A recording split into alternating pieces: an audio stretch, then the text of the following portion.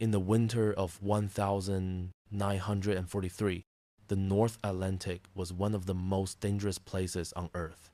Convoys of Allied ships braved the icy waters and the constant threat of German U-boats in the deadly gauntlet known as Torpedo Alley. Aboard one such ship, the USAT Dorchester, were over 900 soldiers bound for Greenland. Among them were 4 U.S. Army chaplains, a Methodist minister, a Catholic priest, a rabbi, and a minister from the Reformed Church in America. They were strangers, assigned to the same vessel by the fortunes of war.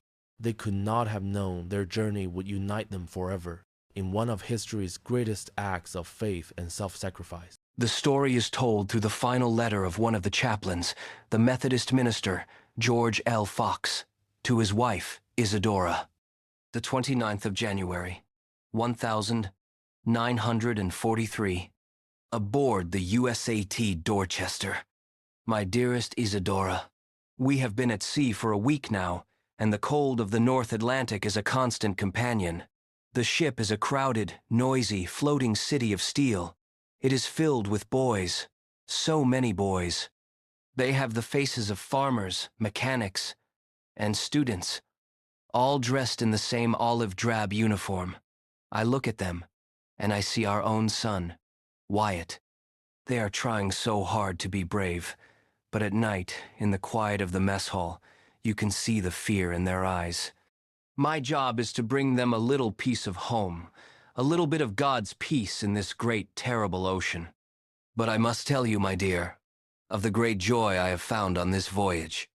It is the company of my fellow chaplains. There are 4 of us. Father John Washington, a Catholic priest from New Jersey with a quick wit and a kind smile.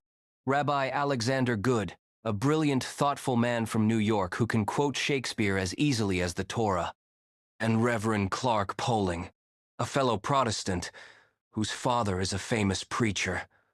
Though Clark himself is as humble as they come, we are a strange sight, I am sure.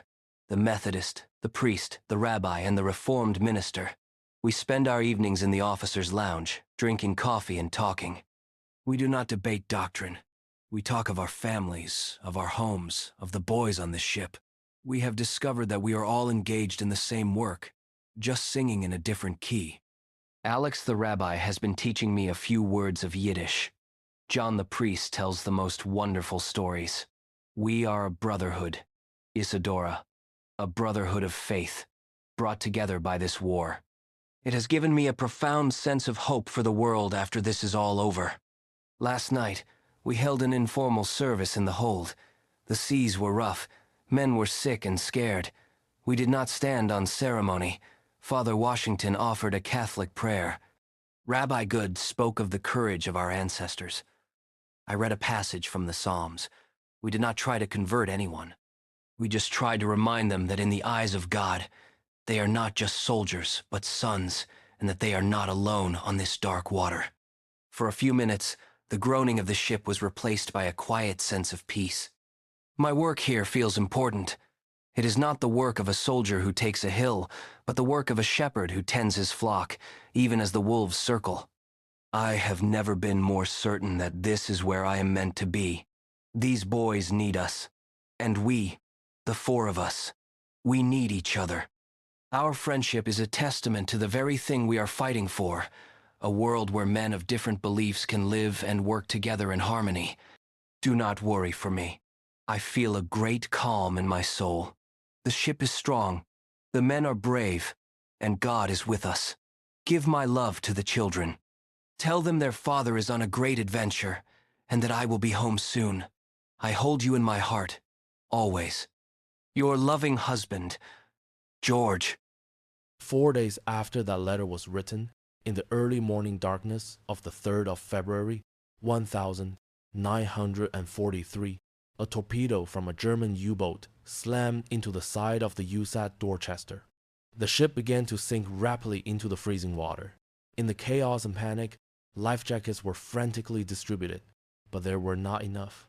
Survivors from that night all tell the same story.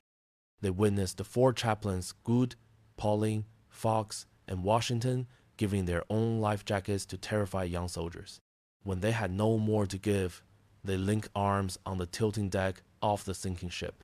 As the Dorchester slipped beneath the waves, the last sight the man in the water saw was the four chaplains standing together, praying aloud, each in his own language, a final, unified sermon of unimaginable faith and sacrifice.